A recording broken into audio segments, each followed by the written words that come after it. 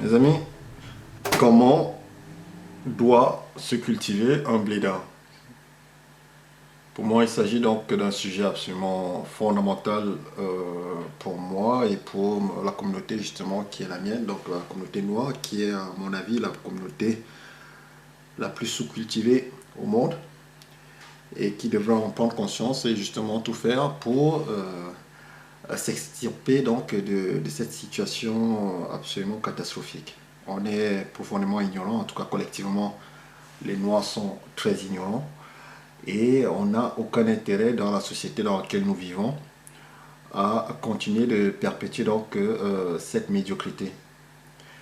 Et donc il m'a paru important de faire une vidéo là-dessus, de faire une vidéo qui traite justement de ce problème de la culture. Évidemment, se cultiver, c'est fondamental et je pense qu'on va rapidement évacuer donc cette question du pourquoi se cultiver. À mon avis, si vous vous posez encore cette question aujourd'hui, euh, c'est que soit vous êtes fou, soit vous êtes, vous êtes fou quoi. Je veux dire, il faut juste prendre conscience de la réalité et la réalité elle est absolument drastique en fait pour les Noirs. Et donc, pourquoi est-ce qu'un blédard doit se cultiver? Ça ne me paraît pas être le sujet du jour, puisque ça va de soi, évidemment, que la culture est quelque chose d'absolument fondamental dans une société moderne, dans la société dans laquelle nous vivons. Donc, je ne vais absolument pas aborder l'intérêt de la culture, mais plutôt aborder comment le comment se cultiver pour les blédards. La plupart d'entre nous sommes venus ici pas parce qu'il faisait beau, mais simplement parce qu'on avait besoin de gagner notre vie. Donc, il faut prendre en compte donc, cette nécessité de travail. On passe énormément de temps donc, à travailler ou à faire des études concrètes pour pouvoir travailler. Et donc, comment de manière efficace, de manière pragmatique, pour un mec qui travaille et qui foncièrement travaille dans des tâches, on va dire, plutôt difficiles, plutôt physiques, comment pourrait-il faire pour pouvoir se cultiver? Voilà. Donc on va évacuer tout le côté un peu pompeux. J'ai vu pas mal d'articles sur internet avec des gens qui vous disent de visiter des musées ou de faire je ne sais pas quelle autre activité culturelle à la con. Enfin, à mon avis, j'y reviendrai. Je pense sincèrement qu'il faut plutôt pour les blédards évidemment avoir une approche beaucoup plus adaptée donc à sa réalité et être dans des objectifs beaucoup plus raisonnables. Donc cela je vais donc le lister en 5 points. Comment se cultiver pour évidemment un blédard. Il va de soi que je ne possède absolument pas la science infuse, mais que cela-ci est tout simplement le fruit de ma petite expérience de vie, évidemment. Et donc, ceci n'est pas exhaustif et en aucun cas, ceci n'est un guide absolument à suivre scrupuleusement ou quoi que ce soit. C'est juste une vision. Évidemment, il y en a d'autres visions ailleurs qui pourraient évidemment compléter ou améliorer ou infirmer tout simplement ce que je vais dire. Donc, le premier point qui me semble fondamental donc, pour tout blédard, c'est de prendre conscience déjà de son état d'ignorant. Donc, c'est d'accepter, d'avouer son ignorance. C'est tout simplement de se dire je ne sais pas. Ça, c'est quelque chose qui est très compliqué à dire pour toute personne, même les gens très très cultivés, et surtout les gens très cultivés. Ils ont un mal fou à dire je ne sais pas. Je ne sais pas, en fait, c'est la porte d'accès à la connaissance. Je ne sais pas vous autorise déjà à faire un diagnostic cruel, le diagnostic donc de votre méconnaissance, le diagnostic de votre ignorance, crasse ou pas, mais de dire, d'acter les choses, de dire euh, au point où j'en suis, je suis comme une poule devant un couteau, je n'ai pas les clés, je n'ai pas la solution, je ne comprends pas ce qui se passe. En étant donc dans ce type, en vous mettant donc dans cette position donc d'avouer que vous ne savez pas, vous allez naturellement développer le mécanisme, les mécanismes en tout cas, de, de culture, je vais dire. C'est-à-dire que vous allez foncièrement vous mettre dans un état de recherche de la solution à votre problème. C'est exactement comme les gens qui sont malades et qui refusent de s'avouer qu'ils sont malades. Vous voyez?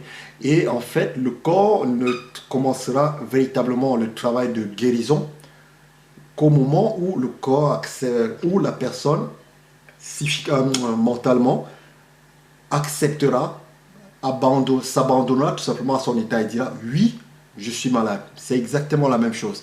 Si vous avez envie d'apprendre, il faut déjà accepter que vous êtes une coquille vide et que vous mettre dans les dispositions mentales pour pouvoir justement être ouvert à accueillir tout ce qui va pouvoir arriver. C'est déjà la première des choses à faire. Donc la première des choses à faire, et c'est moi ça me paraît un point absolument fondamental, c'est de prendre conscience de votre état et d'oser vous avouer justement sans aucune honte que vous ne savez pas. Il y a très peu de gens qui sont capables, notamment en société, de dire je ne sais pas. C'est d'abord une preuve d'humilité et surtout c'est une preuve d'acceptation. Je suis prêt à recevoir donc l'information. Je ne sais pas si c'est en face d'une personne qui vous pose une question sur un sujet sur lequel vous n'avez exactement pas, vous n'avez aucune clé. Je ne sais pas.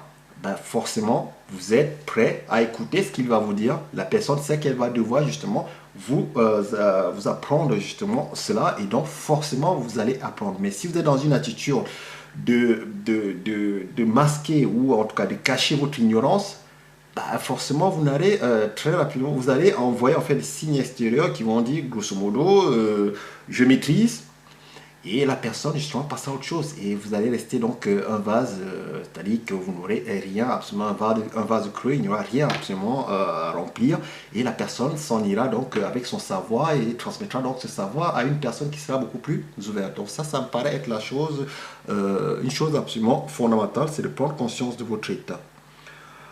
Le deuxième point important pour tout blédard donc, qui souhaite se cultiver, c'est de procéder par des méthodes d'apprentissage, une fois de plus, efficaces, pragmatiques. J'entends par là, soyez efficace dans votre apprentissage parce que apprendre, c'est quelque chose de dur. Il ne faut jamais qu'on vous monte là-dessus. Ce n'est pas facile. Si c'était facile, tout le monde saurait. Ok? Donc, respectez toujours la connaissance, respectez toujours la transmission de la connaissance. Ça prend des années, ça prend même parfois des vies entières pour comprendre quelque chose. Et donc, c'est quelque chose qui foncièrement prend du temps, foncièrement prend des sacrifices, foncièrement prend de l'énergie, foncièrement prend de l'argent. C'est quelque chose qui est dur. Et ça, je me rappelais toujours de ce que me disait ma mère. Le chemin le plus sûr, c'est le chemin le plus dur. Et ça, c'est quelque chose qui se révélera positif, excusez-moi, véridique plutôt, dans tout, pratiquement tout dans votre vie. Le chemin le plus sûr, c'est celui qui est le plus dur. Qu'on ne vous mente pas, ce sera toujours difficile. Donc, si vous cherchez des méthodes faciles, vous allez vous fourvoyer. L'apprentissage, la culture, tout ce qui est précieux, tout ce qui a de l'importance coûte, prend du temps, prend des sacrifices. Et donc, il faut l'accepter. Si vous n'êtes pas prêt à accepter que ça va être difficile, dans ce cas, abandonnez. Ça ne sert strictement à rien. Il y a un fond de vérité dans cela, c'est que oui, tout apprentissage se mérite, ça coûte. Et donc, il faut déjà l'accepter. Et donc, il faut être efficace, évidemment, puisque ça va vous coûter. Ça va vous coûter en temps, ça va vous coûter en argent, ça va vous coûter en énergie. Il va falloir être efficace, surtout parce que vous allez travailler toute la journée dans les tâches physiques dans lesquelles vous êtes appelé à travailler. Ou même si vous êtes derrière un poste, ça prend du temps. Donc, il faut trouver les moyens, les méthodes les plus astucieuses donc, pour y arriver. Et donc, je vais battre en brèche une idée qui a toujours été largement donc, véhiculée, qui est de nous dire de manière assez catégorique, en fait, vous savez quoi, la télévision, avec son pendant qui est la radio, c'est pas bien. La télévision, c'est moche, la télévision, c'est l'école en fait de l'abrutissement collectif. Je dis, Très honnêtement, j'ai du mal à comprendre pourquoi est-ce que les gens sont toujours aussi méprisants envers la télévision. La télévision est un formidable outil de vulgarisation pour peu qu'on se donne évidemment les moyens de l'utiliser à bon escient. Pour peu qu'on prenne la peine justement de l'utiliser correctement. C'est comme tout, la télévision est un couteau. La télévision est simplement un couteau. C'est à vous de savoir comment est-ce que vous l'utilisez. Est-ce que vous l'utilisez pour tuer ou est-ce que vous l'utilisez pour éplucher votre plantain par exemple ou votre manioc?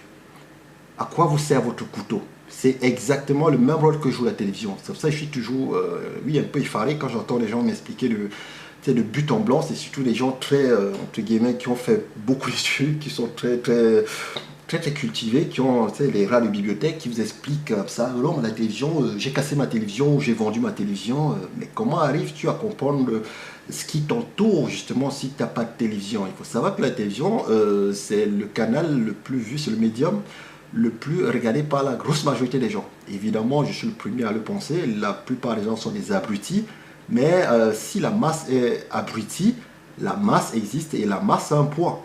Et on ne peut pas faire fi de la masse. Vous ne pouvez pas faire fi de la majorité. Vous ne pouvez pas faire fi, vous ne pouvez pas faire comme si les gens, comme si la majorité des gens n'existaient pas. Vous ne pouvez pas vivre dans votre bulle et penser que le monde tournera autour de vous. Il faut prendre en considération la majorité. Même si je le pense sincèrement, oui, la majorité à 90% a toujours tort. La majorité des gens sont des abrutis. Néanmoins, cette majorité des gens abrutis ont une influence absolument fondamentale sur votre vie et l'ignorer, c'est se mettre dans des situations absolument ridicules. C'est se mettre dans des situations difficiles et c'est se mettre dans des situations où on méprise en fait les gens. Je ne vous dis pas que j'apprécie spécialement la masse des gens, après je les insulte. Mais j'essaie de les comprendre. Donc la télévision, c'est ça. C'est un médium qui a un très large spectre. Mais il ne faut pas le disqualifier comme ça, la télévision, en disant c'est de la merde, je ne regarde pas la télévision, je jette ma télévision. C'est, à mon avis, c'est con. C'est plutôt une preuve, à mon avis, je dirais je sais pas, soit de prétention, ou soit de fermeture d'esprit, à mon avis. Non, il faut prendre en considération ce que pense la majorité, parce que c'est comme tout. Pour pouvoir comprendre la masse, il est parfois utile d'être à la marge. Et évidemment, pour pouvoir comprendre la marge, pour pouvoir comprendre ce qui se passe, pour pouvoir comprendre pourquoi il y a certaines personnes qui sont extrêmes, pour pouvoir comprendre votre société, pourquoi comprendre par exemple le véganisme. C'est compliqué de comprendre le véganisme qui est pour moi est une stupidité absolument phénoménale. Les hommes sont sont des omnivores. Donc ils mangent aussi bien des herbes, ou enfin des feuilles ou tout ce que vous voulez, que de la viande. Donc déclarer de manière brute comme ça, non, en fait à partir d'aujourd'hui, on ne mange plus que des feuilles pour se faire plaisir et ne pas toucher les bébêtes qu'on adore. C'est du foutage de gueule. L'être humain est un carnivore et est un herbivore. Donc c'est les deux en même temps et donc se couper comme ça de notre nature ne pourra avoir que des conséquences néfastes sur notre vie en général. Donc tout ça pour dire quoi? Tout ça pour dire que si vous n'êtes pas capable dans votre masse de comprendre, de comprendre les véganes, pour comprendre les véganes, il faut comprendre en fait la société dans laquelle on vit. La société dans laquelle on vit, la masse consomme quoi? Des aliments qui ne sont pas terribles. Beaucoup de viande, évidemment, de mauvaise qualité. Ça, c'est la réalité aussi. Il faut aussi prendre cela en considération. Je ne vous fais pas une leçon là-dessus, mais vous tous, vous le savez, évidemment, que ce qu'on achète dans les supermarchés, en règle générale, ce n'est pas de la très grande qualité. Donc, on peut comprendre qu'une partie de la population, justement, rejette ce que lui vend justement cette masse et se disent je vais rentrer dans des attitudes radicales. Voilà, mais vous avez besoin de la clé de la masse pour pouvoir comprendre l'abrutissement et la stupidité des véganes. Donc c'est important et de ne pas disqualifier la télévision, mais de l'utiliser tout simplement comme un outil. La télévision ne vous perdra pas. Aussi bien évidemment la télévision que la radio évidemment et tout cela pour vous dire quoi? tout cela pour vous dire que efficace dans votre apprentissage, c'est évidemment de consommer la télévision avec évidemment une modération, avec la justesse qu'il faut. Vous êtes des grandes personnes, vous êtes des adultes, donc c'est à vous d'être conscient. Évidemment, si vous passez 8 heures devant la télévision à regarder les Marseillais à Paris, ça risque d'être compliqué. Par contre, je suis persuadé qu'une personne a peut-être, il faudrait peut-être regarder les Marseillais à Paris une fois, peut-être que vous allez capter quelque chose, j'en sais rien, peut-être qu'il va en sortir quelque chose, mais il en sort toujours quelque chose. De toute façon, n'éteignez pas ou ne jetez pas votre télévision sous prétexte que la télévision ça abrutit. Les livres aussi ça abrutit, les rats des bibliothèques aussi, c'est des gens qui vivent en hors-sol et qui racontent parfois des choses qui n'ont absolument rien à voir avec la réalité et qui sont, entre guillemets, des sortes de sont vus comme des fous, des personnes cinglées, tout simplement parce qu'ils n'ont aucune prise donc, avec la masse, aucune prise avec la réalité du monde. Donc il ne faut pas non plus s'enfermer dans des choses, entre guillemets, très très soutenues, sous prétexte que voilà, la masse, la chose, on va dire, populaire, serait à vomir.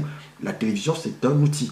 Et donc, aussi bien la télévision que la radio, et d'ailleurs, c'est ça qui est marrant parce qu'il y a beaucoup de gens qui disent non, moi je ne regarde plus la télévision, mais je vais sur Internet. Internet et la télévision, pour moi, c'est la même chose.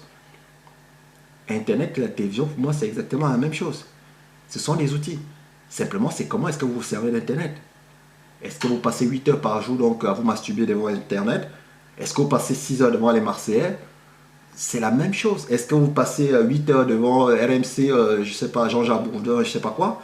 C'est à chacun de comprendre que non, tout ça, c'est simplement des outils. Donc, ne laissez pas des abrutis ou des personnes, excusez-moi, vous dire non, coupez-vous de ci, coupez-vous de ça. C'est faux. Simplement, tous ces outils vont vous permettre une chose. Ce qui est d'important par rapport aux médias, c'est ça, c'est de ne pas se dire je disqualifie, mais c'est de dire je les prends tous en considération parce que c'est grâce à tout ce panel d'informations que je vais pouvoir développer mon sens critique. Le sens critique est quelque chose d'absolument fondamental pour un être humain. C'est ce qui vous permet de ne pas être un bœuf. De ne pas être un mec qui suit au gré des vents, qu'on promène un mouton, quoi, tout simplement. Ok? C'est ça le sens critique. Le sens critique ne peut être que développé grâce justement au fait d'absorber le maximum d'informations de différents canaux. Si vous êtes informé d'une seule façon, ben vous finirez par développer des biais. Par ne penser qu'une certaine façon et donc d'être enfermé dans cette façon de penser. Donc il faut à chaque fois donner de la respiration dans tout ce que vous faites. Accepter d'avoir des observations d'ailleurs. Accepter les informations de la masse. Ça ne veut pas dire, quand je dis accepter, ça ne veut pas dire qu'il faut absolument aller valoriser, qu'il faut totalement, comment dire, les ratifier, les assumer en disant c'est juste. Non. Mais acceptez justement qu'on vous donne cette information, autorisez-vous à pouvoir écouter ce que dit l'autre. Même si vous pensez que l'autre est un abruti. Autorisez-vous à écouter ce que dit l'autre. Et autorisez-vous à écouter ce que dit la masse. Et autorisez-vous à écouter l'abruti. Et avec toutes ces informations, vous allez pouvoir vous faire votre propre jugement. Vous allez pouvoir développer donc votre sens critique. Ça, c'est absolument fondamental de développer ce sens critique. Donc les gens qui vous disent il ne faut absolument pas faire confiance aux médias, entre guillemets, non. Moi je trouvais que c'était une preuve finalement de crainte, une sorte de peur. Ah, je ne regarde pas la télévision, je n'écoute pas les médias, je suis sur Internet. Moi je trouve ça plutôt une attitude très craintive. Moi je n'ai pas peur des idées qui ne sont pas les miennes. Je n'ai pas peur des idées, d'affronter les idées des autres. Je n'ai pas peur d'affronter la virulence de la masse. Quand je dis affronter la violence dans le sens des idées. Il faut accepter le monde. Vous n'avez pas dit non, je n'ai pas envie de regarder la télé parce que je n'ai pas envie d'écouter les gens du Front National. Non, il faut justement écouter les gens du Front National. Il faut aller sur le site du Front National pour comprendre ce que le Front National veut. Il faut essayer de comprendre pourquoi les gens votent pour le Front National. Avant de dire c'est des abrutis. Il faut se donner la peine d'essayer de comprendre l'autre. Or, malheureusement, on est dans cette attitude où chacun se fourvoie et chacun s'enferme en fait dans ce monde en pensant évidemment que ce monde en fait est parfait. La réalité, elle est simple, c'est que tout contre-système demeure un système. Donc, que vous soyez du système ou contre le système de manière absolue, vous êtes toujours dans un système. Or, la meilleure façon de penser, c'est justement de ne pas penser dans un système. C'est d'accepter d'aller puiser des informations ailleurs. Et évidemment, une fois que vous avez puisé toutes ces informations partout, vous allez pouvoir vous faire votre propre idée. Et ne disqualifiez jamais un média. Ne disqualifiez jamais Voici. Ne disqualifiez jamais People, je sais pas quoi, ou Scooby-Doo, je sais pas quel magazine à la con. Ça ne veut pas dire qu'il faut y tremper, mais absorber. C'est ça, l'être humain doit être une éponge. Prenez de tout, vous apprendrez de partout. Donc prenez de tout.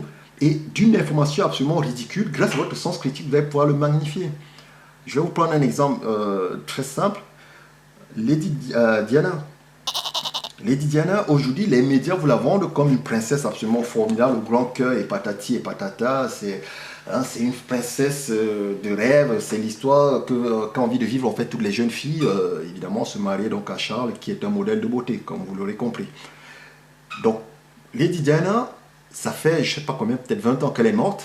Ça fait 20 ans qu'on nous l'a vendue comme une sainte. C'est quasiment sainte Lady Di. Mais autorisez-vous justement à lire Voici. Si vous lisez Voici, et vous regardez aussi Internet, vous allez apprendre des choses contradictoires. Vous allez apprendre que oui, cette fille qui était si sainte, cette fille qui était tant aimée, qui a fait 2 enfants magnifiques, qui est la reine de tout, qui adore les enfants et les Africains, les petits noirs et machin, et cela, c'était une salope de première. Pourquoi? Comment est-ce que je l'ai su? Parce que je suis allé sur Internet. Et sur Internet, il y a des extraits où il y a des gens qui ont travaillé avec elle qui disent qu'elle a couché pratiquement avec tout le monde. Comme dit Dieudonné, il n'y a que mon chien qui n'est pas passé dessus. Et c'est la simple réalité. Cette fille a quasiment couché avec tout le monde. Elle a couché avec son gars, même pas un, mais des gars du corps. À un moment même, il paraît que l'un de ses fils, on soupçonne que l'un de ses fils ne soit pas réellement son fils. Elle a couché avec des cardiologues. Évidemment, c'était pas le maçon du coin. Elle a couché donc avec des cardiologues, son prof d'équitation. Elle a couché avec des banquiers, des galéristes, le capitaine de l'équipe de rugby donc d'Angleterre, des antiquaires. Et la dernière que j'ai eue comme information, en fait, c'est non confirmé, mais il paraît qu'elle est couchée donc avec Kevin Costner ou avec Juan Carlos d'Espagne, le roi d'Espagne. C'est des rumeurs. Donc je ne pourrais pas l'affirmer, il paraîtrait. Mais en fait, c'est ça, avoir le sens critique. C'est-à-dire d'un côté, vous avez tous les médias qui vous abreuvent avec des informations absolument laudatives en fait sur Diana. Et ensuite, sur Internet, ou sur l'underground, ou en lisant un livre, je sais pas, mais en passant par d'autres canaux, vous avez des gens qui vous disent non, en fait, c'est une pute. Enfin, c'est une pute, c'est une salope.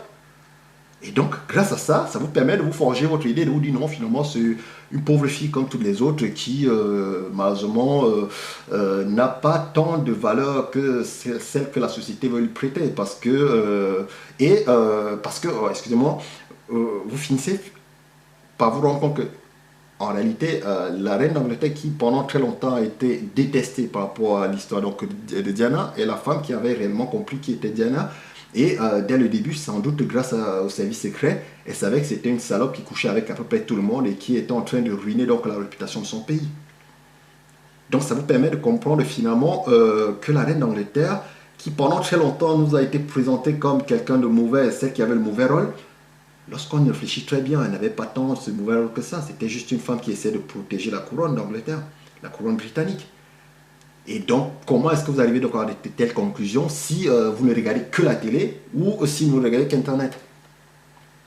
Parce que sur Internet, si vous ne regardez qu'Internet, on vous dit c'est une salope, c'est une fille libérée, elle est couchée avec tout le monde, nanani, féminisme, machin, truc, je peux coucher avec tous les gens que je veux, nanani, nanana, comme les femmes le croient.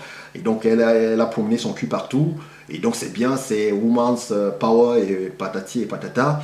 Et donc la reine d'Angleterre, en fait, c'est une salope frigide, en fait, qui n'a rien compris à Diana et qui lui a mis les bâtons dans les roues et qui ne voulait pas qu'elle vive sa vie de femme. Voilà le raisonnement que vous avez si vous ne regardez qu'Internet et si vous ne regardez que le DAC. Par contre, si vous ne regardez que les médias, de l'autre côté, c'est un ange. Et comment est-ce que vous arrivez donc à la synthèse en vous disant finalement non, la reine d'Angleterre n'avait pas tort sur le compte de cette connasse? C'est grâce à la synthèse de ces deux informations. Donc il est important justement de ne pas disqualifier quelques médias que ce soit. Et surtout, la télé, la radio et Internet, tous les moyens sont bons pour s'informer. Donc, ne disqualifiez rien. Et en plus, ça ne coûte pas cher, comparativement aux autres médias. Pour aller dans les musées, machin truc, ça coûte de l'argent. C'est facile de dire, il faut faire des musées, il faut aller dans les galeries, il faut faire ceci. D'abord, il faut avoir le temps, et il faut avoir de l'argent. Il faut vivre à Paris ou dans les coins, je dis, il faut être un peu dans une certaine vie mondaine à la con. qui est absolument superficielle. Personne n'a de temps et d'argent à dépenser pour ce genre de futilité à part les crétins. Donc, profitez justement de la possibilité que vous avez donc d'avoir ce ruissellement d'informations et apprenez à développer votre sens critique en allant picorer partout. Donc, c'est très important. Autre point que je vais soulever par rapport à ça, ensuite j'en aurai terminé, il s'agit donc de la musique. Un exemple très fort, par exemple, par rapport à la communauté noire, je vais prendre un exemple très simple. Moi, j'apprends à jouer de la basse. Je suis sans doute le pire bassiste du monde, ça va faire peut-être 5 ou 6 ans. 6 ans que j'apprends à jouer de la basse et je suis toujours une grosse merde, j'avance pas. Mais j'apprends à jouer de la basse. Et pour apprendre à jouer de la basse, je suis allé sur un site qui s'appelle Songster, où j'ai commencé à prendre des partitions. Sur Songster, je pense pas qu'il doit avoir plus de 20 chansons africaines. À mon avis, je sais pas, mais je pense pas. J'ai cherché une fois Makossa, il y en avait 2 ou 3, c'était tout.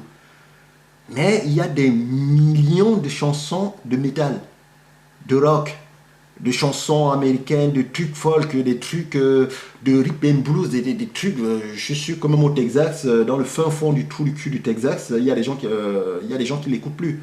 Mais vous avez donc les partitions, donc, les lignes de basse donc, de ces chansons.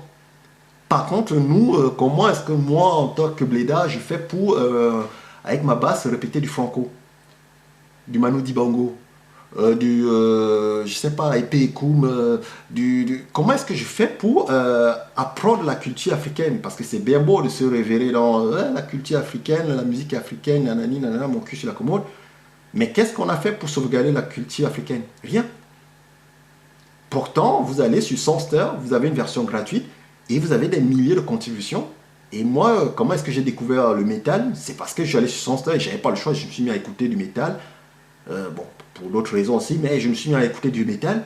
Et sur Songster, j'ai que des chansons de métal. Et donc, qu'est-ce que je fais? Bah, je révise des chansons de métal. Et demain, ça me donne une certaine culture dans le monde du métal. Je ne vous dis pas que je suis un métalleux de dingue. Mais il y a des choses que je ne connaissais pas dans le métal, que j'ai découvert. Il y a des chansons, voilà, il y a des choses, il y a un monde que j'ai découvert grâce à la cette basse. Pourtant, à la base, je me suis dit, si je fais de la basse, je vais peut-être pouvoir, peut-être jouer de la basse comme, comment il s'appelle notre... non, pas Iboalotine, Contrebasse. Ça, c'était à la base, c'est dire ça. Mais finalement, tu te rends compte qu'il n'y a rien sur Contrebasse. Comment est-ce qu'on fait pour préserver donc notre culture? C'est peut-être en passant par ce genre de site gratuit où on permettait donc à nos enfants justement de jouer d'un instrument de musique. Combien d'enfants dans les banlieues, dans le milieu africain, jouent de la guitare, jouent même de la flûte? Parce qu'on est toujours en train de se foutre de la gueule des bourgeois qui font jouer en fait du piano à la gosse. Mais en fait, c'est ça la culture. C'est pas tant le piano en soi qui est important. C'est l'ouverture d'esprit que ça t'apporte. C'est le fait que ça te fait découvrir tout un monde. Et je peux te dire qu'à chaque fois que tu ouvres une porte, il y a tout un monde derrière. Et nous, en banlieue, pourquoi est-ce qu'on reste toujours encrassé dans les mêmes choses, à être dans le rap et je dis pas que le rap, c'est pas bien, j'adore le rap aussi. Mais pourquoi est-ce qu'on reste enfermé là-dedans et qu'on est dans des choses qui ne sont pas pérennes? Pourquoi est-ce qu'on ne crée pas d'activité économique grâce à notre culture rap? C'est parce qu'on n'a peut-être pas les codes. Et les codes, comment est-ce que tu les prends? Tu les apprends. C'est quand tu es petit. C'est quand tu es petit que tu apprends. Et donc tout ça, ce sont les choses qu'il faut prendre en considération si on a envie de comprendre pourquoi est-ce qu'on est dans un tel désœuvrement. Il faut absolument que, voilà, qu'on initie nos enfants dès le plus jeune âge à la musique. C'est des choses simples pour pouvoir se cultiver. Vous-même, vous pouvez vous initier à la musique. Moi, je suis vieux maintenant. Je me suis mis à la basse il y a 5-6 ans et je suis dedans. J'y prenais pas grand-chose, mais c'est pas grave. Ça m'épanouit, je me sens bien, je découvre des choses absolument dingues, quoi. Je suis dans un mouvement, je me sens bien là-dedans. J'apprends énormément de choses sur énormément de gens. Si j'avais pas pris une basse, si je n'avais pas pris la peine d'acheter une basse un jour, jamais je n'aurais connu le monde du métal.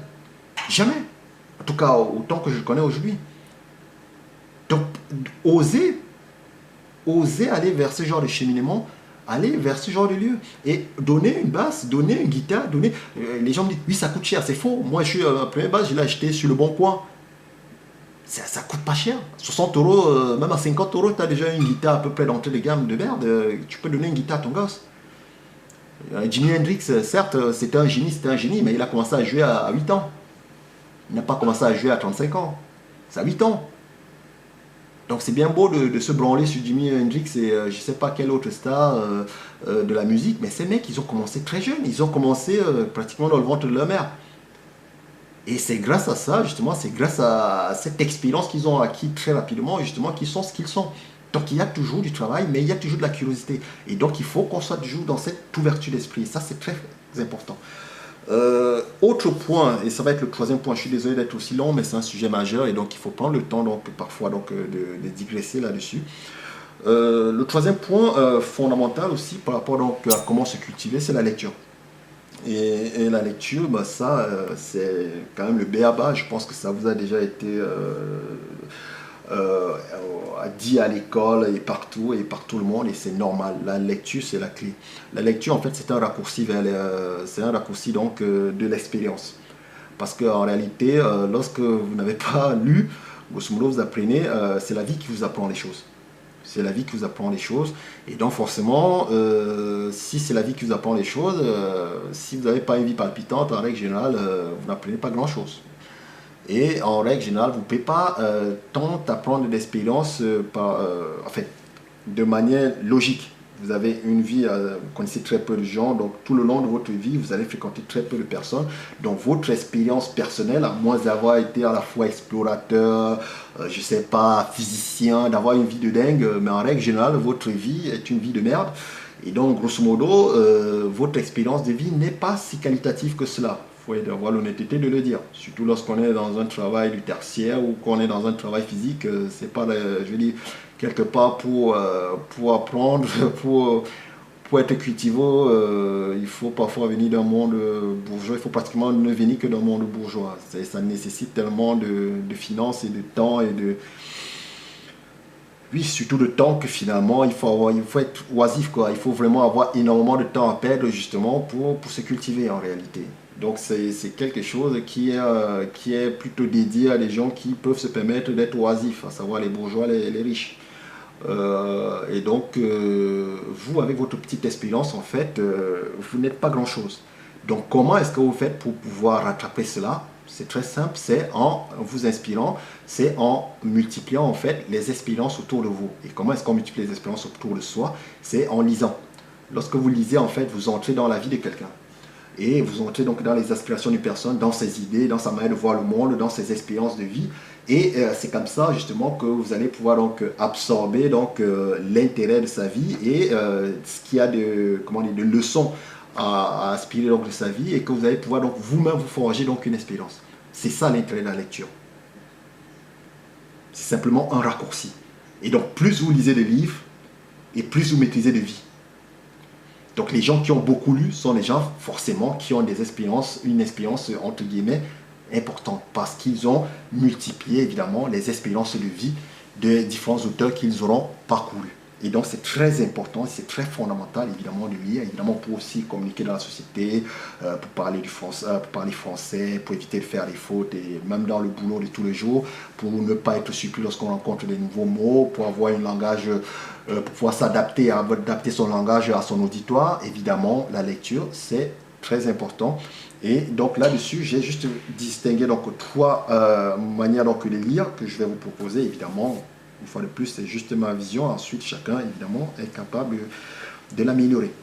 La première des choses, lorsque vous lisez, contrairement aux gens qui vous disent lisez, je ne sais pas quel philosophe ou lisez les 99 livres à lire avant de mourir, les 200 livres à connaître pour pouvoir être bien dans sa vie, ça c'est du bullshit, c'est de la merde en bas, ça ne sert strictement à rien.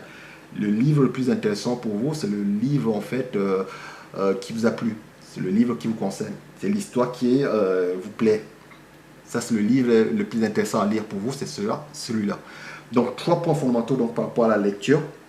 Le premier point, donc, c'est lisez de tout, mais lisez. Lisez de tout, mais lisez. Si vous êtes à l'aise en lisant donc les Spirou, Lucky Luke, Têtu pour ceux qui sont des homosexuels ou je sais pas quoi, ou Voici ou Le Figaro, peu importe.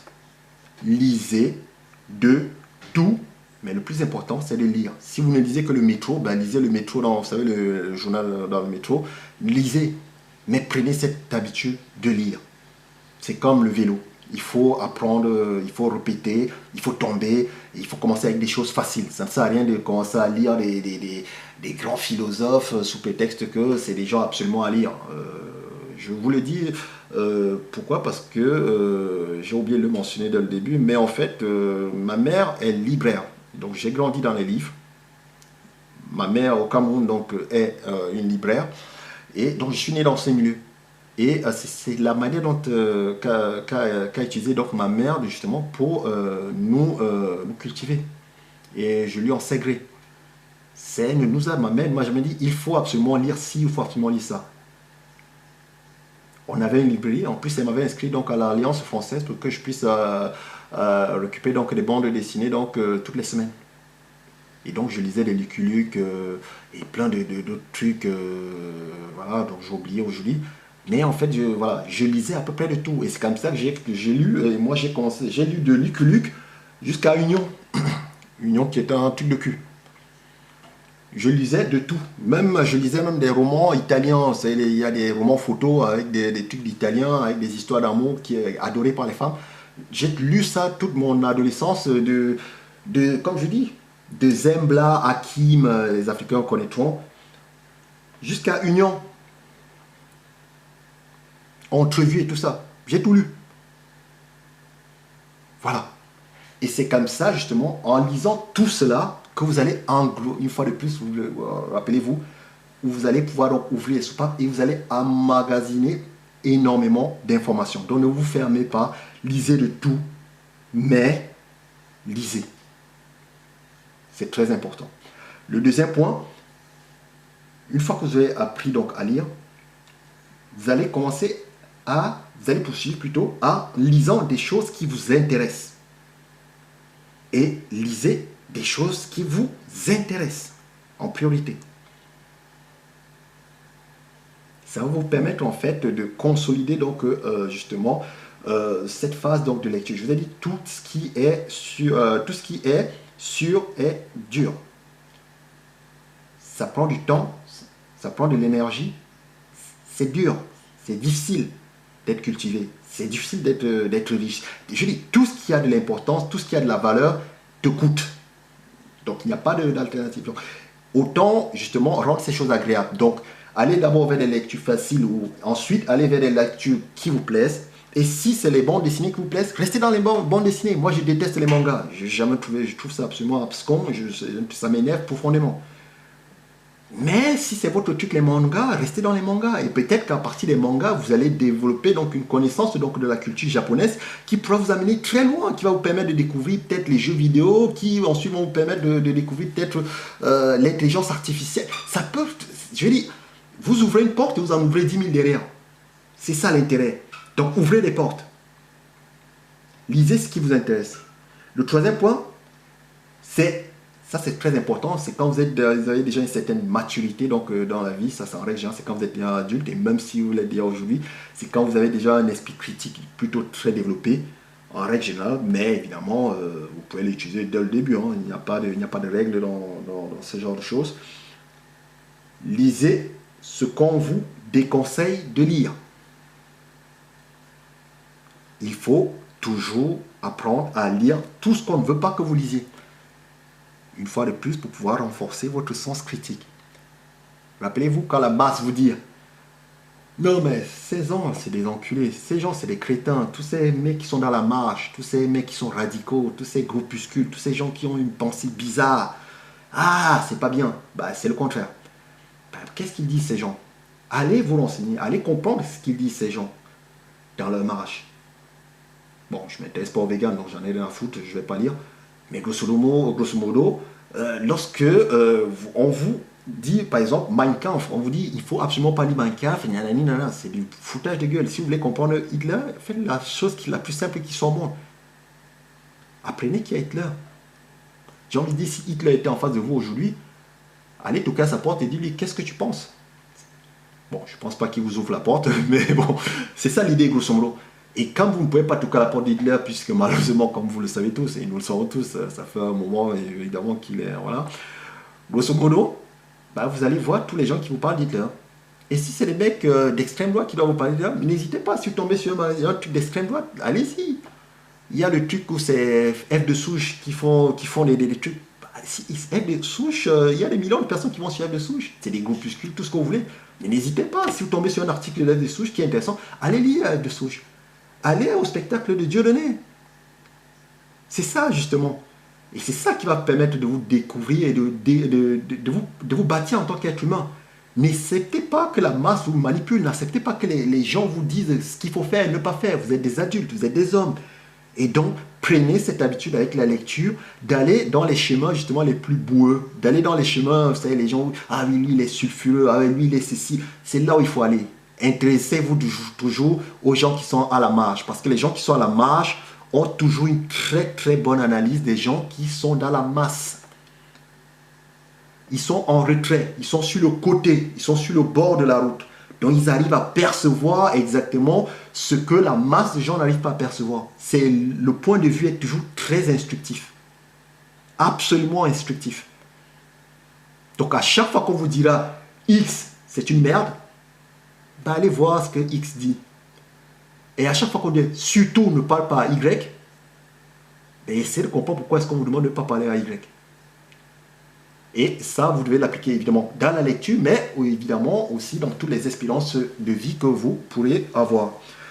Le quatrième point, je vais plutôt accélérer puisque je pense que je suis plutôt très long, je m'en excuse, mais malheureusement, ce sont des choses importantes et il faut prendre le temps, en tout cas, une fois de plus, d'essayer de développer un minimum.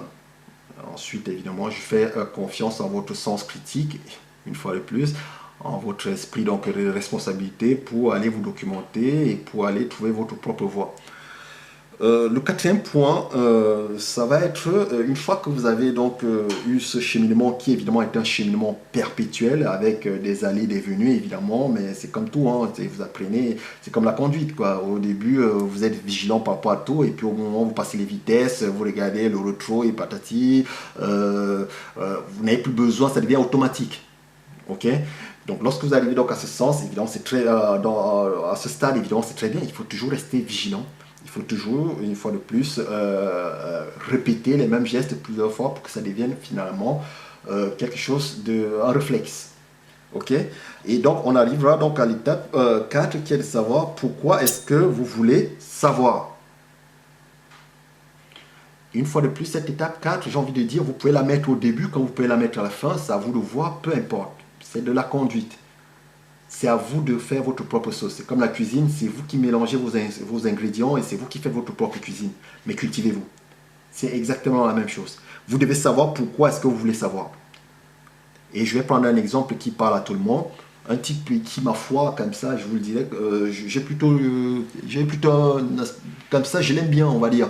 Fabrice Lucchini, c'est un acteur français, un mec qui est sorti de la merde la plus crasse. C'est un gars qui était, je crois, il était coiffeur quand il était jeune, mais coiffeur quoi. Il n'a pas fait d'école, il a dû sortir, je sais pas, CP, peut-être CP ou CM1. En fait, c'était un mec qui était, il était né pour souffrir quoi, comme dirait l'autre. Il a fait coiffeur, je veux dire, c'est pas le métier d'avenir entre guillemets. Et aujourd'hui, il est un acteur reconnu. Donc c'est un mec qui s'est estipé de sa merde grâce à sa culture. Et ça, c'est respectable. Et j'ai énormément de respect pour ce genre de choses, comme j'ai du respect évidemment pour des gens comme Tapi. Tapi, sur qui on est en train de cracher aujourd'hui alors qu'il est en train de mourir. Mais Tapi qui est un mec qui s'est élevé par lui-même, qui est sorti de sa merde tout seul, sans l'aide de personne. Et qui est arrivé là où il est arrivé. Et je ne pourrais que tirer mon chapeau à ce genre de personnes. Je le dis comme je le pense et je ferai une vidéo donc sur Tapi parce que ma foi c'est une inspiration pour tous ces jeunes de banlieue, c'est une inspiration pour tous ces blédards, même si tous les bourgeois de Paris et tous les gens qui sont dans la coterie justement essayent de vous le vendre comme un escroc, sans doute a-t-il escroqué les gens, personne n'est blanc-bleu. Mais Tapi est un exemple pour tout blédard. C'est un mec qui est parti de zéro pour arriver à 100. Hein? Ce ne sont pas des mecs qui prennent leur départ à la ligne d'arrivée comme la plupart des gens, mais ça on refera donc évidemment des vidéos là-dessus. Tous ces bourgeois qui donnent toujours des leçons donc, à tous ces entre guillemets parvenus respectez toujours, à mon avis, le chemin. Les gens qui ont mis du travail, qui ont le mérite d'être arrivés là où ils sont arrivés parce qu'ils ont travaillé, parce qu'ils ont bossé et bossé durement. Et Tapi a bossé durement. Et Lucchini, même par rapport à ça, par rapport à ce qu'il est devenu, a bossé durement. Donc ça, je respecte. Je respecte la culture, l'érudition donc de Lucchini. Mais je dois vous avouer une chose, c'est qu'elle m'indispose maintenant. Quand on voit apparaître Lucchini aujourd'hui à la télévision, vous êtes juste en train de vous dire, quel est le gars qui va me sortir maintenant? Pourtant, Lucchini, il a tout pour me plaire. Mais aujourd'hui, pour moi, il est devenu une caricature. C'est comme si je... Lorsqu'il arrive, c'est comme s'il y avait le zoo qui se présentait à toi. Tu sais que tu vas te marrer, le zoo, mais ça va être mal interprété. Le cirque.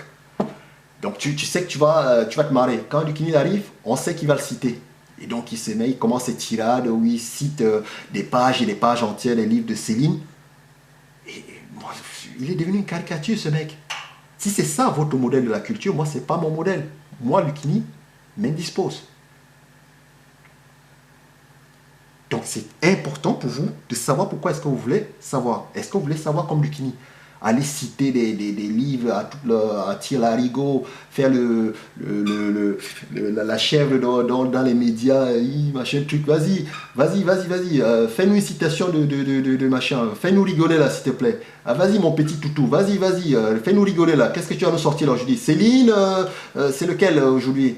Hein? C'est Voltaire. Qui tu nous cites aujourd'hui? Et le mec il sort, nanana, et puis il fait avec son sketch et tout ça, et tout le monde est content, et puis oh, mais qu'est-ce qu'il est magnifique ce mec, mais qu'est-ce qu'il est brillant.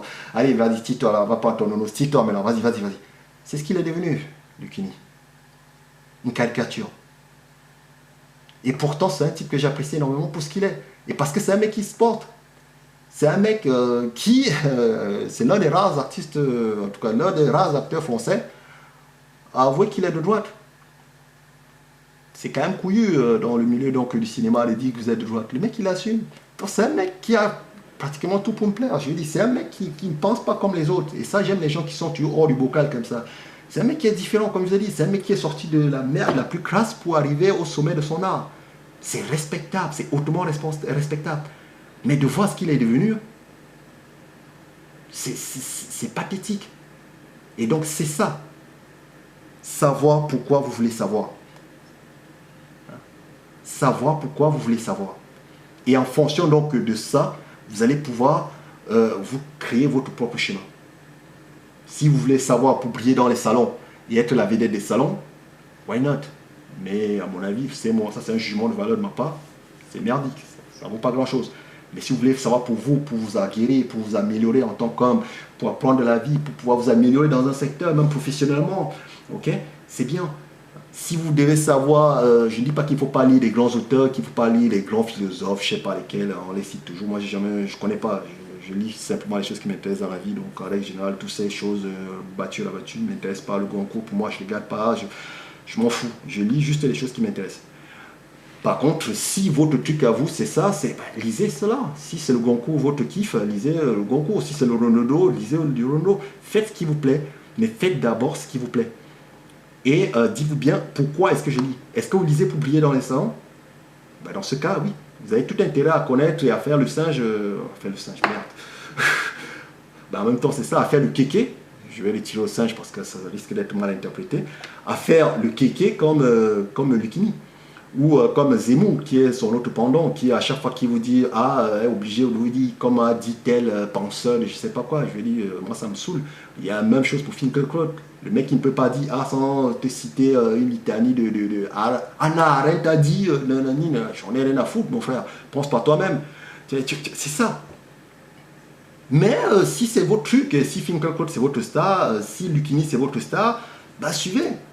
Et j'ai envie de dire, si vous êtes dans les médias, comme je le dis, c'est un métier de peu d'intérêt, mais vous avez absolument besoin d'avoir cette culture, entre guillemets, de se montrer, vous voyez, voilà, ce côté un peu m'as-tu vu, pour être dans les médias, pour être dans le mondain, tout ce qui est pour briller en société, entre guillemets. Si vous êtes parisien et vous avez absolument besoin de vivre dans le monde parisien, vous avez tout intérêt à lire tous ces gens, à savoir de quoi ils parlent.